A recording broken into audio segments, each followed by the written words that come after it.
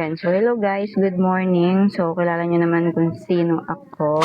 So, ngayon araw, wala akong linis sa akin mga amo. So, ngayon nandito ako sa akin tindahan para mag-asikaso at maglinis na naman. So, magbebenta na naman tayo dahil alipin tayo ng pera. So, ngayon ang gagawin ko, maglilinis muna ako ng buong tindahan ko dahil dumaan yung mga ulan at bagyo. So, ang daming kalat ng aking tindahan. So, walang kapahinga ang nanay nyo. So, after ko magtrabaho sa mga amo ko, magtatrabaho pa ako sa loob ng bahay ko, tapos magtatrabaho pa ako dito sa tindahan. 'Di ba?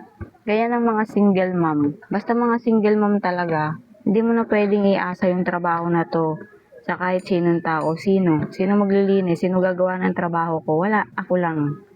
So, ngayon gagawin ko, yun nga ang assignment ko ngayon, maghapon akong gagawa dito ng gagawa sa akin tindahan. So, nilabas ko na yung aking mga paninda. So, meron akong mga konting manok. So, meron pa akong chicken dito and then frozen. So, nilabas ko na siya kasi kakabukas ko pa lang. Ayun. Kakabukas ko pa lang ng aking tindahan. So, medyo tinanghali ako kasi kahapon nagtrabaho ako. So, 7 p.m. hanggang 1. 1 na ako ng gabi nakauwi. Galing ako sa amo ko. So, nagtrabaho ako. 1 na ako ng madaling araw nakauwi. Tapos, medyo pagdating ko, natulog na ako dito sa tindahan. Kasi dito talaga ako natutulog sa tindahan. Kasi binabantayan ko rin yung aking mga tinda. So, after ko nun, magtrabaho. So, natulog na ako. So, oras na ako gumising dahil sa sobrang pagod na ng katawan ko. Kasi kahapon, 2 amo ang nilinisan ko. Naglinis ako ng umaga, then naglinis pa ako ng 7 p.m. hanggang 1:00. So, ganun ako kaalipin ng trabaho kasi wala akong asawa, walang nagbibigay sa akin ng pera. So, nagpapadala man yung asawa ko ng pera, sustento lang ng mga anak ko yun. Sa iba yung pera ko, tsaka yung ibang pangangailangan dito, sarili ko ng pera. Halimbawa, itong tindahan ko, sarili ko na tong pera. So, yung padala kasi ng tatay ng mga anak ko, so medyo maliit lang. Pinakamataas na padala niya 7K or 6K. So, yung 7K or 6K, magkakasya ba yun sa 4 mong anak? Tapos lahat puro estudyante. Tapos meron ka pang paggagastusan dito sa loob ng bahay. Tapos meron pang mga project or assignment yung mga bata na kailangan din bilhin. So, hindi magkakasya. So, meron pa kaming binabayaran ng mga bills, tubig, kuryente. So, hindi talaga magkakasya ang 6K or 7K. Kaya kung 4 ang anak mo or marami kang anak, so i-comment mo dito kung paano mo pagkakasyahin ang 7K ng pamilya or malaki kang pamilya, tapos ang sustento ng asawa mo or 7K or 6K, 7K na pinakamataas na padala ng sustento ng mga tatay ng anak ko. Kung yun ang pera na pinapadala mo, siguro nga, comment mo dyan sa video ko na yan kung paano mo pagkakasyahin yung 7K o 6K sa budget mo ng Kelsenas katapusan. Sige nga, para maniwala ako na kayang-kaya mo pagkasyahin yung ganyan budget talaga. Kasi ako hindi ko talaga kayang pagkasyahin yun kasi sa mga baon pa lang ng anak ko, so, magkano yung binabaon ng mga anak ko araw-araw? Tapos, pangangailangan pa ng mga anak ko sa school.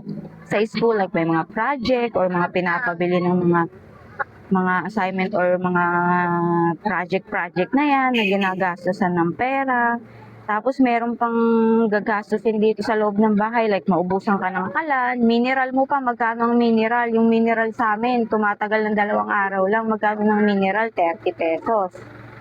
Diba? Ayan. Tapos, ang pinakamasaklap pa doon, ang mahal na ng bilihin, day. Ang mahal na ng bigas per kilo. Tapos, ang mahal na ng mineral. So, magkano na ang mineral ng isang container? Yung ganitong container, yan, 30 pesos na yan dito sa amin. So, kung maubos to, ang mahal kasi ng bilihin sa atin ngayon. Ano na bang nangyari sa Pilipinas? Bakit ang laki-laki na ng mga gastusin natin ngayon? So, marami ka na estudyante, magastos pa yung estudyante mo kasi baon, tapos araw-araw kasama na yung pamasahe doon, di magkano na. Tapos magkano na ang kilo ng bigas, per kilo magkano na. Tapos yung mineral, magkano ang mineral sa atin ngayon? Ang mineral yung ganito nabibili na, so 30 pesos na yan.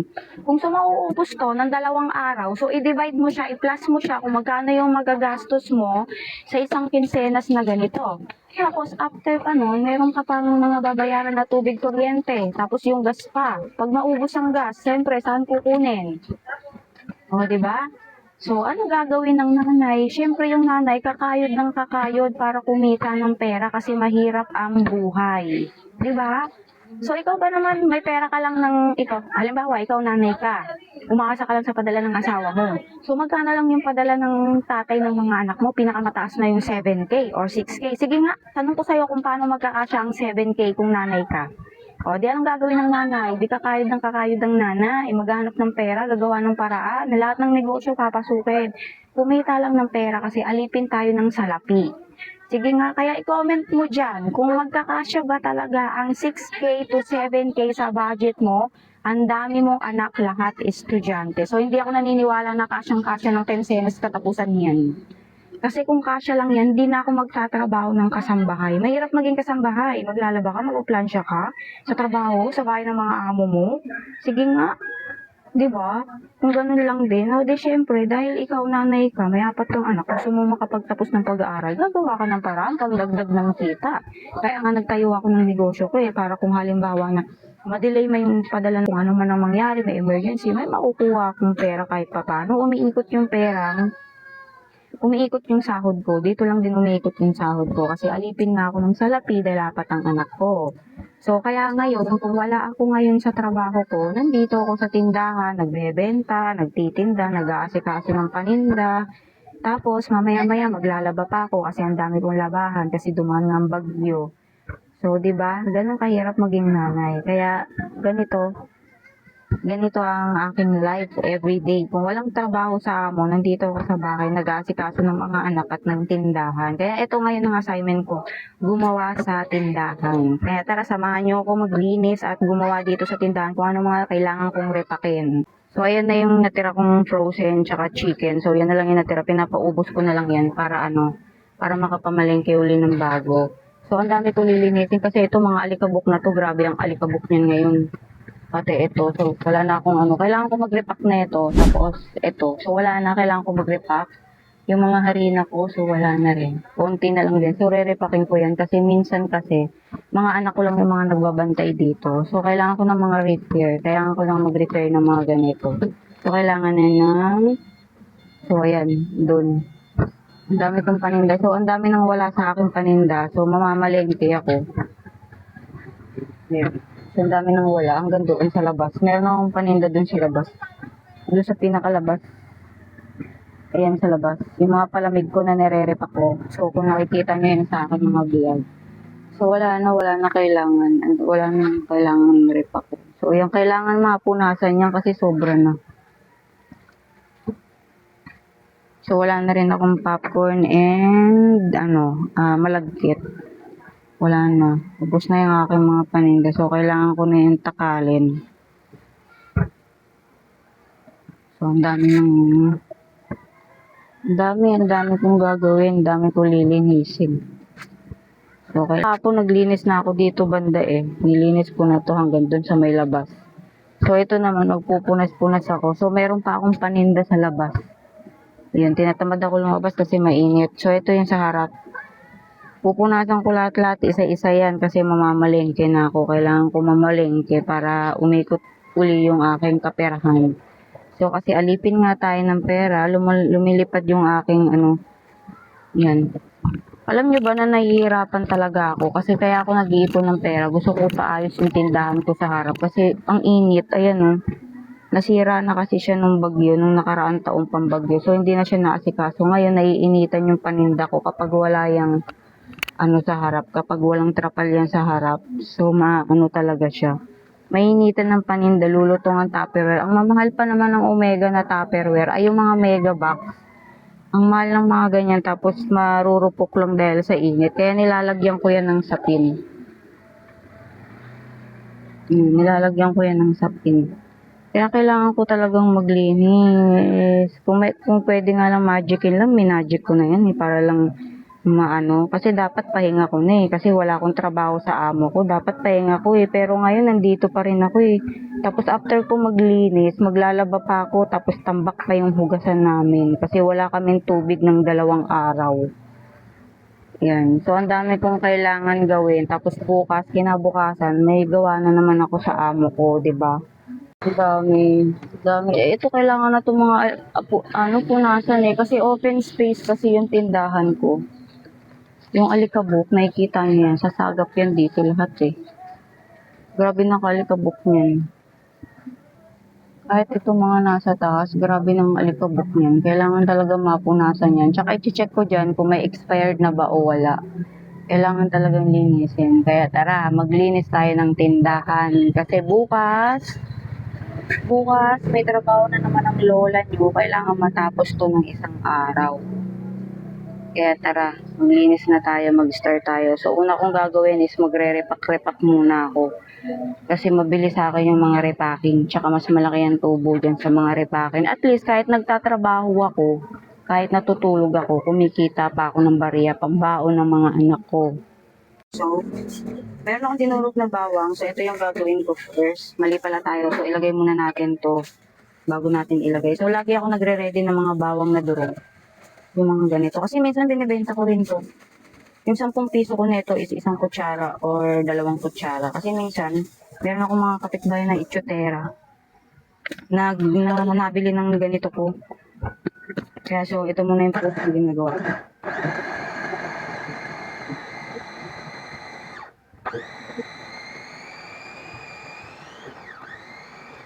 Yan. So, dinudurog ko talaga siya para para in case na madalian yung pagluluto ko, at least meron na ako naka-ready. So, nagaganto rin ako sa sibuyas, tapos sa kamatis, nilalagyan ko lang ng mantika, tapos pinapasok ko sa rep para tumagal siya. Para pag halimbawa may trabaho ako or madalian yung pagluluto ko, at least naka-ready na siya lahat. Gisa na lang ako ng gisa. So, ganito yung technique ko kasi nga, dahil nga busy ako, kaya kailangan dito durog na durog kasi gusto ko talaga yung durog na durog talaga siya. So, ganito lang yung technique na ginagawa ko para mabilisan yung aking pagtatrabaho. Kasi minsan, nung nalaman ng kapitbahay ko na nagaganto ako, may naka-stack akong ganito. Binibili din rin nila. Bumibili sila minsan ng 10 piso, 5 piso. Kaya nabili ako ng mga bawang na maramihan. Kasi ganito rin yung proseso ko, ganito rin yung ginagawa ko. So, sayang din kasi, diba? Pag, alam mo naman yung mga kapitbahay natin minsan na tamad. Ayan, meron akong customer network kasi nakikita nyo na nagaganto talaga ako.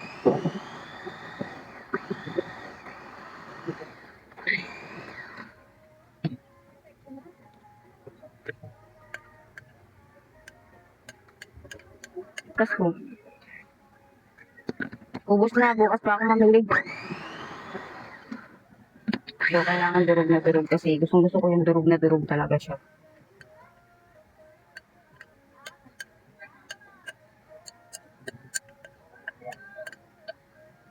So, kailangan lahat ng trabaho ko matapos ngayon sa isang araw kasi bukas, another trabaho na naman, diba? Puro bahay, bahay, bahay.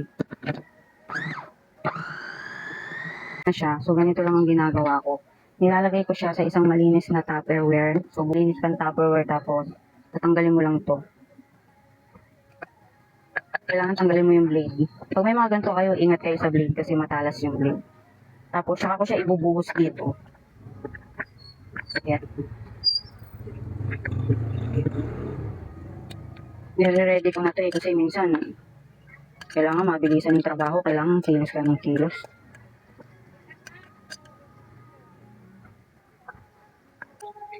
So, kailangan natin simutin kasi sayang, mahal din ang kilo ng bawang. Buti nga yung bawang, matagal ang buhay, matagal masira. Kaya kahit mag-stock siya na mag-stock eh. So, tapos ang gagawin ko dyan, lalagyan ko yan ng mantika. Nilalagyan ko yan ng mantika.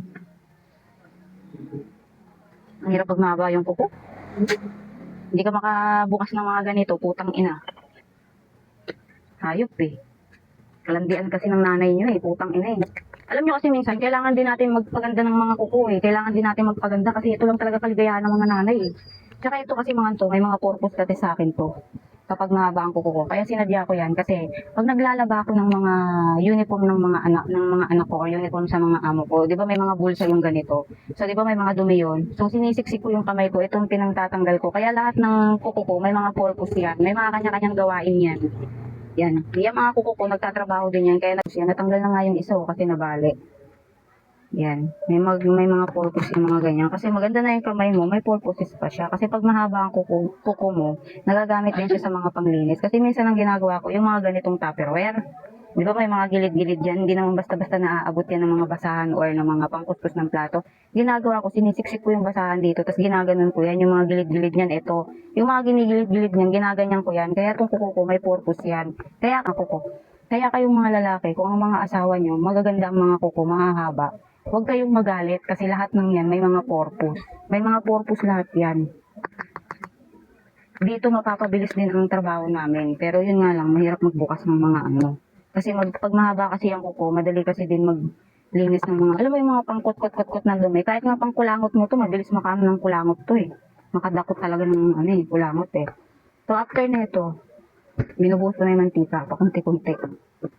Yung ginaganyan ko siya, inalo ko lang siya. Tapos lalagay ko na to sa ref. So, pag nagisa ako, mabilis na lang ako magigisa, di ba? Pag magluto ako ng ulam. Kasi minsan mga amo ko, pag nagsipagtawag, wala silang mga schedule kung kailan sila papalinis. Minsan tatawag na lang bigla, tapos palilinisin ka. Then, syempre, matataranta ka, uy, hindi pa ako nakapagluto, di pa ako nakapagsaing, o, di ba? Hindi pa ako nakapagluto ng ulam. Kaya ganito ginagawa ko lahat, purposes na to. So, tapos na ako. Lalagay na natin yan. So, after nyan, okay na siya. Lagyan natin siya sa safety.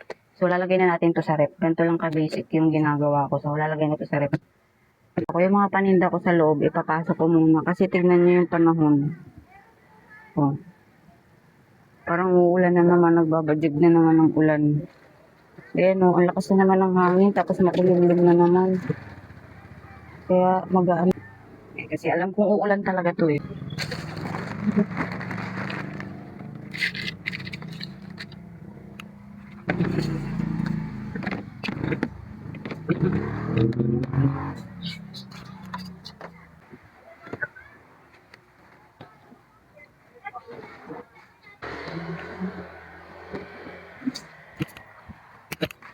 Matinda niyan.